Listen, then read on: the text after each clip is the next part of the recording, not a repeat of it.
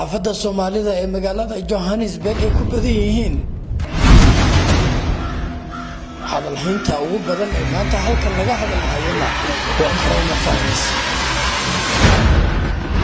cudurka coronavirus ama COVID-19 ayaa waxa uu soo gaaray dalkani Koonfur Afrika wadamada oo aad Afrika hadda ugu badan yahay waxa ka ah dalkani South Africa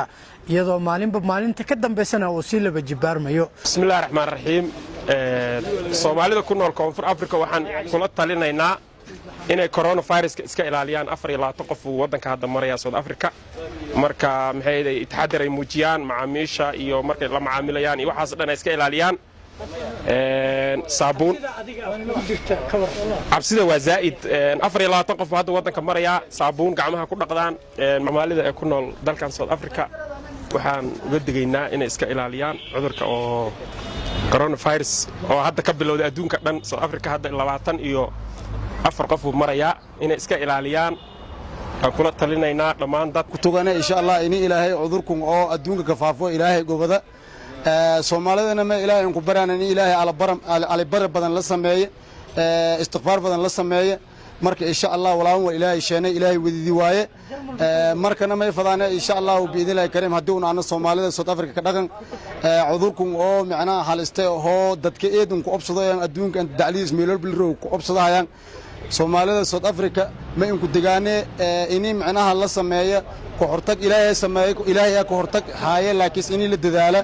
maadaama la ay dad ganacsato oo bulshada kala duwan maadaama la kulmo goobaha ganacsiga bulshooyin kala duwan oo sida uu ognab wadanku qoomiyada badan ka nool qoomiyada fara badan la kulmo ama qoomiyada fara badan la ku ganacsado dhamaan Soomaalida South Africa nool ma in sheegay insha Allah in la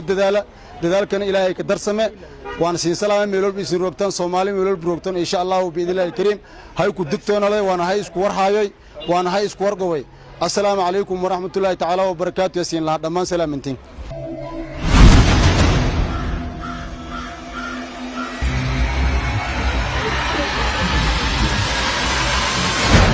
xarunta xakameynta cudurrada caalamka ka dilaaca ee CDC ayaa baahisay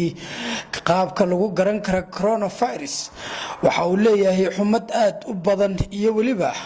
waxay sheegeen in qofka uu dareemayo madax xanuun aad u badan 2 isbuuc